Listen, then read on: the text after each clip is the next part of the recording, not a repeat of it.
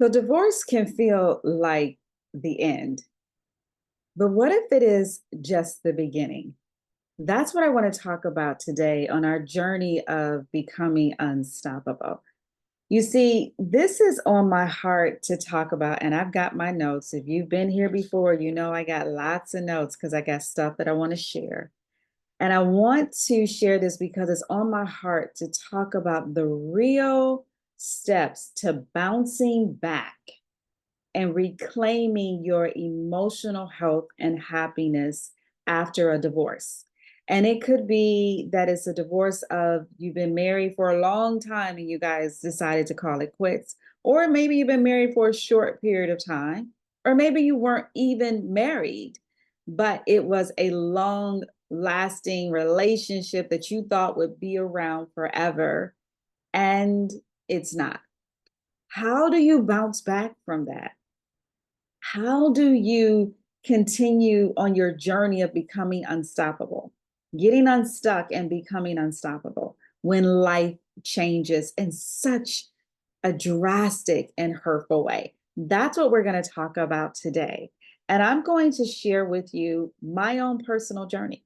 That's right. I'm going to be vulnerable and transparent and share with you how I got through my first divorce. My not my first divorce, it's the only divorce. My divorce from my first husband and how I got through that emotional storm and reinvented myself to move on and be able to be open to new love because it is possible. Again, divorce does not have to be the end of you. It's the end of that relationship, but it's not the end of you. You get to reinvent yourself. You get to rediscover your passions and become unstoppable in becoming the next best version of yourself. So, this is an important topic to discuss because from an emotional perspective, because there's lots of information out there about how to get through a divorce legally and logistically, and how to start over and rebuilding your finances and moving into a new house and moving your kids to a new neighborhood or doing whatever it is and having a amicable relationship with your ex so that your kids can still be with your spouse, be with their dad or whomever that significant person is, right? There's a lot of information about that. I'm not talking about that because you can research that. I'm talking about the emotional piece of it that causes us to get stuck. I'm talking about emotional recovery and healing because that's where we have the problem. We're going through all this stuff logistically, but we're not healing our hearts. We're not expressing the emotion. We're not properly expressing it. Most times, what we're doing is we're stuffing it down, trying to hide it, run from it. And that's where we get stuck. So, I'm talking about the emotional recovery and the healing that's crucial when life changes in such a drastic way. And it's really important for those of us in our fifth decade. And here's the thing, I know the fifth decade's in our 40s, but I think of the fifth decade in my 50s. So I'm defining it in my late 40s, early 50s, on my way to 60s. So whatever you find yourself in, that's who I'm talking to. So it's so important during this time of our lives because we probably spent many years giving to other people. We spent many years investing in everybody else, and we put ourselves on the back burner. And now we find ourselves going into a relationship storm where it's ending, and we put everybody else, our family, our children, our careers, our communities, our social organizations, we put all of those things before us. And now we have to make a choice. We have to say, I need to take care of me. I need to determine what's next and who do I need to become to get there? And what is it that I really want? So it's a pivotal time where we need to start embracing, rediscovering who we are and what it is that we want so that we can thrive in this decade and all of the other decades to come. Because while this is a painful season, if we embrace it, we can become unstoppable. If we fight it and fill ourselves with anger and bitterness and unforgiveness, we'll get stuck. That's the warning. We'll get stuck. And that's not what we want to do. We want to get unstuck, master our emotions, and become unstoppable. If that's you, put it in the description box that I am unstoppable despite the pain and the heartache.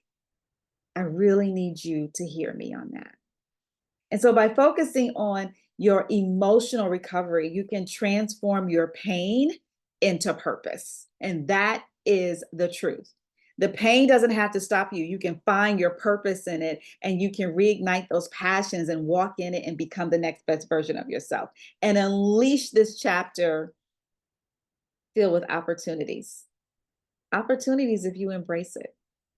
Opportunities to see that there is more and that life can continue in spite of this pain.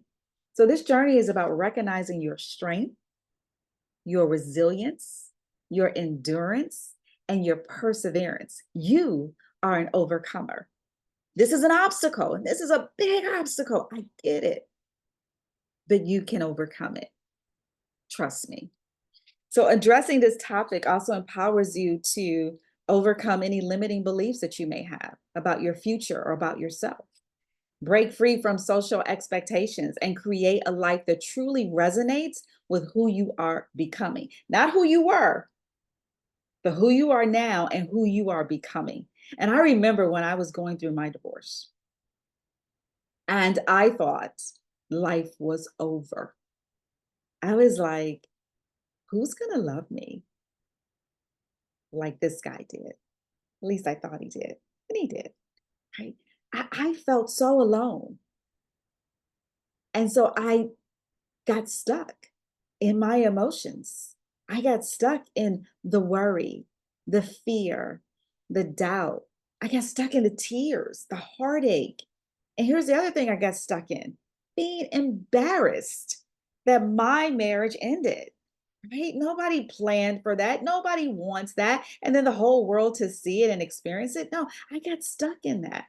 So I know what it's like to be stuck in those emotions when the heartache comes, when the heartbreak comes, but I also know what it's like to get unstuck, embrace the season, rise up, and become unstoppable. And that's what I want for you. So let me share with you 5 mindset strategies that I had to embrace in order to overcome this obstacle and reinvent myself after my divorce. And I hope that these suggestions help you. And I do want to hear from you if they are helpful. And I want to help you shift from being stuck in that emotion, because maybe that's where you are. And you're replaying the movie of what happened or what didn't happen and how you felt and how your feelings were hurt and offended and all of that stuff. You're replaying what I call a horror movie, that what you need to do is eject it. Remember VCRs? Eject it and be done with it. Stop replaying that movie and create a brand new movie that serves who you are now. And let go of that stuff that's weighing you down so that you can rise up and reinvent yourself. So here are these 5 mindset strategies. Let me find them. The first one, and this is what helped me make my shift from being stuck to unstuck, and that is practicing gratitude. Keeping a gratitude journal is just so powerful because it can significantly shift your mindset, help you to flip your focus from what you've lost to what you still have. Let me repeat that. Shift your mind from focusing on what you've lost to what you still have. It helps in recognizing the positive aspects of life, fostering a more optimistic outlook on your future. And that's my turning point. It came when I started journaling all the things that I were grateful for, all the things I was looking forward to, and trying to build my mind with positive things and creating a new vision for my future. So practice a gratitude journal. Write down everything that you have, everything that makes you smile, every little happy moment. Write it down that you're grateful for. Because here's the thing, and I say this often, what you focus on grows. So if you focus on gratitude, you can't help but lift your spirits and rise above where you are. But if you're focusing on everything that you don't have and everything that is wrong and everything that is happening that you don't like, you're going to get more of that energy. So stop doing that. And gratitude journaling is a great way to pivot. The second mindset strategy is adopting a growth mindset. We can overcome challenges when we're willing to grow beyond them. But we get stuck when we just get focused on the wrong thing and we get a fixed mindset and say it's always like this, it's never going to change. No, we have to adopt a growth mindset. Believing that you can grow beyond where you are is the key. Believing that you can grow and improve through the challenges, improve through the difficulties and obstacles. That's where it starts, so that it will empower you to now embrace the experience versus resist it and pushing it away. Embrace it because it is an opportunity for you to grow. It may not feel good, but growth never is, to be honest. And I understand how letting go of a relationship, a key relationship, is hard and it hurts. I've been there. I understand that. And what I'm sharing with you is what will help you to move through it. So embrace that growth mindset, believing that you can get through this. That's the key, because if you don't believe that you can't get through it, then you won't. But if you believe it, now you're going to take the steps to get it done, right? Now, the third mindset is using visualization and affirmations. So important to cast a vision into what you want your future to look like. Give yourself something to look forward to, because if you keep looking back, you're going to see all the things that you don't want. You're going to see all the things that went wrong. You're going to see all the things that you feel like you messed up in. Let that stuff go, girlfriend. Let it go and think about what you want now.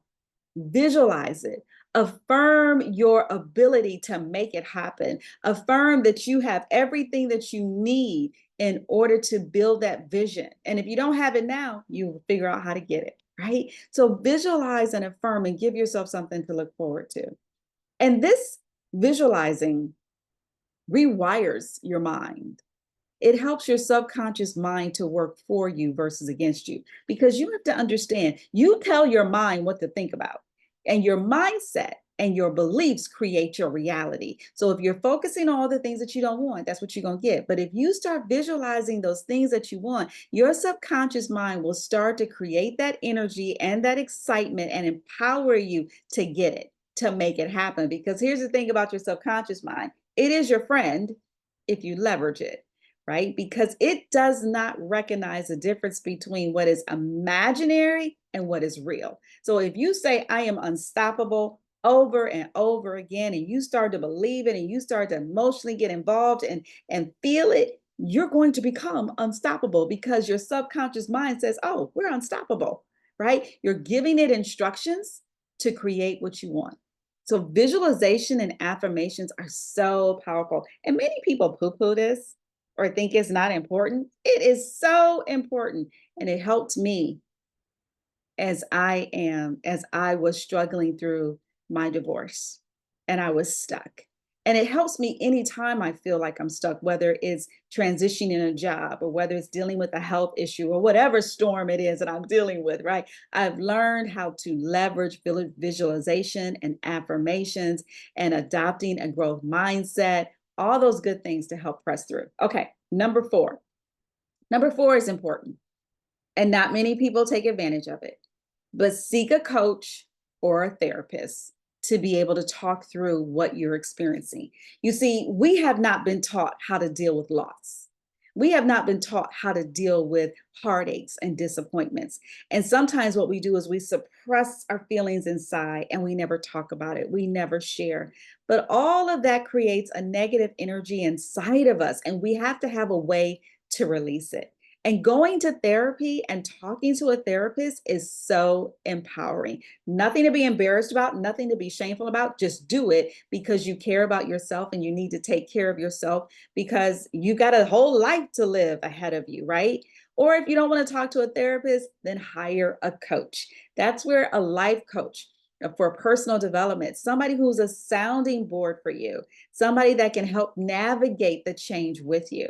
And even if you don't get anything out of it, at least you tried, right? But I'm going to say to you, I bet you would get something out of it. People say it doesn't work. I'm a firm believer. And that's why I became a coach. Because, see, our job as coaches and therapists is to help you look beyond where you are, to give you a different vantage point, to be able to have a different perspective that will help you to move forward. And the last mindset strategy, and I saved it for last on purpose because it is the secret sauce to reinventing yourself and being able to move beyond where you are. And that is embracing forgiveness. Yeah, you got to do it. Embracing forgiveness. I know it's hard. Trust me, I know it's hard.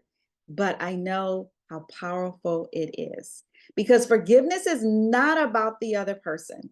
And it's not about letting them off the hook for what they did or didn't do. It's not condoning their behavior. It has nothing to do with them. And it has everything to do with you. I love the definition of forgiveness where it says, forgiveness is letting go of the hope of yesterday being any different. Yesterday has already gone. We cannot change it. The only thing that we can change is ourselves. The only thing that we can change is the response to what happened. How do we respond to what happened? And the first thing we've got to do is forgive ourselves for whatever happened. Take ownership for our part so that we can be set free. So, see, it's not about the other person. It's about us being set free from every pain and mistake or heartache that we have contributed to. We need to take ownership of that and let ourselves go, as well as setting others free. Again, it has nothing to do about the other person. Forgiveness is a powerful tool for emotional recovery. So we can rise above whatever we're experiencing, rise above and become resilient, rise above and reinvent ourselves. And I got a little teary eyed there thinking about my own divorce. And I'm so grateful that I'm sharing with you the 5 things that helped me, the 5 things that I share with my clients as I coach them through this change. Let me pause for a minute. And I'm not going to edit that part out because it's okay to be emotional. It's okay to show your feelings and it's okay to express it. Just don't get stuck in it. Don't get stuck in the emotions. And if you feel guilt, we're going to talk about that. In fact, that is the next video I will make about guilt and how useless it is. But it typically comes when we're talking about divorce. And I want to share with you that guilt is useless. And I'm going to set you free from that and tell you what guilt is and what it isn't. And then we're also going to talk about forgiveness because that's huge. How do we forgive?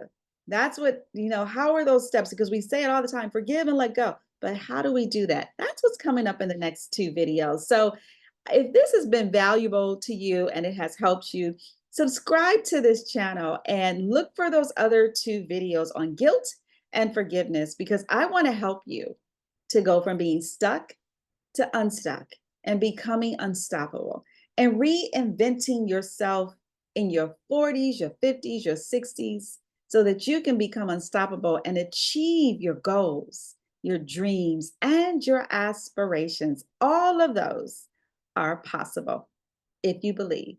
All right. Love talking to you. Thank you for this time. And put in the chat what helped you. Put in the chat what worked, or if there's something that you would add to these 5 mindset strategies. I would love to hear how you've overcome and been reinventing yourself and becoming unstoppable. Be blessed.